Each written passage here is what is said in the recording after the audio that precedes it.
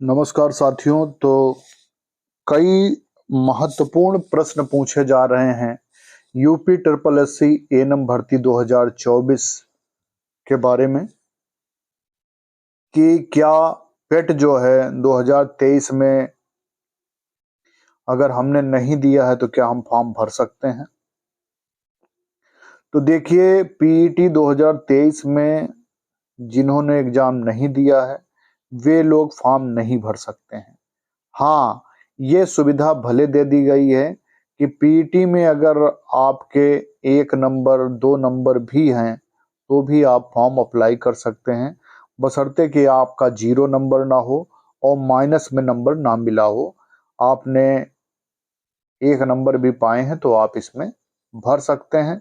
बाकी आपने पीईटी 2022 में दिया हो, 24 में दिया हो तो उसका मतलब नहीं है, 2023 में होना जरूरी है।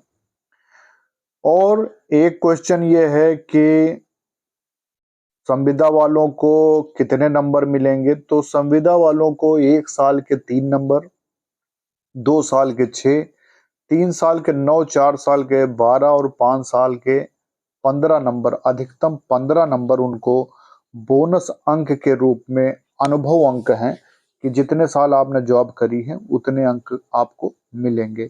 इसी प्रकार आयु में भी छूट मिलती है। यदि आपने 1 साल जॉब करी है तो 1 और 5 साल जॉब करी है तो 5 साल की आयु में छूट मिलती है। और एक बात और आती है, आय प्रमाण पत्र के लिए हमने बता ही रखा है कि आपका जो आय प्रमाण पत्र है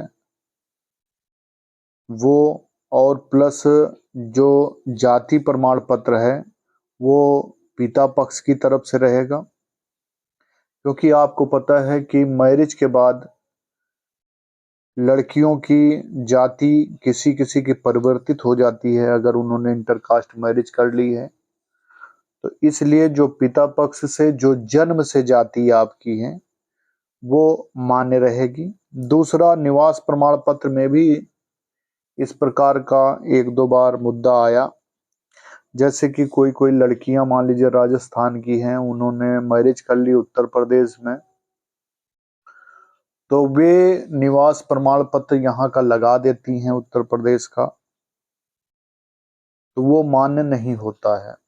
तो देखिए, पिता पक्ष का जाति और निवास भी प्रयास करिए कि निवास भी आपको पिता पक्ष का ही मिले, और या उनके लिए कोई समस्या आने की उम्मीद कम है जो जिनका ससुराल और मायका दोनों उत्तर प्रदेश में है, या फिर निवास प्रमाण पत्र इस प्रकार से बना होना चाहिए कि जिनमें पिता का एड्रेस और पति का एड्रेस दोनों अंकित हों।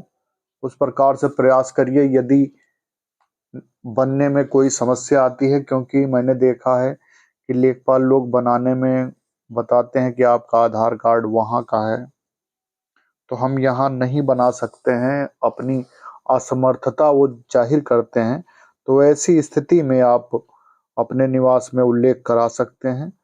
तो ये जो पीडीएफ है इसमें हर प्रमाण पत्र के बारे में बारीकी से दिया हुआ है कि जाति, निवास, आय, तो इन सब चीज़ों का विशेष ध्यान रखें, क्योंकि बार बार फॉर्म निकलता नहीं है। अब देखिए, इस समय वे लोग बहुत पछता रहे होंगे जो किसी कारण बस दूर की वजह से या आने जाने की वजह से जो पीईटी के एग्जाम में नहीं बैठे। अगर वो बैठे होते तो 2-4 नंबर तो पाते, और आज वो कम से कम फॉर्म भर सकते थे, परीक्षा में सम्मिलित हो सकते थे। तो ये भी उम्मीद बनाई जाती है कि वो सेलेक्ट भी हो जाते। लेकिन ये है कि वे बिना लड़े जो है पराजित हो गए, और उनकी सिर्फ यही गलती थी कि उन्होंने पीटी का फॉर्म नहीं भरा।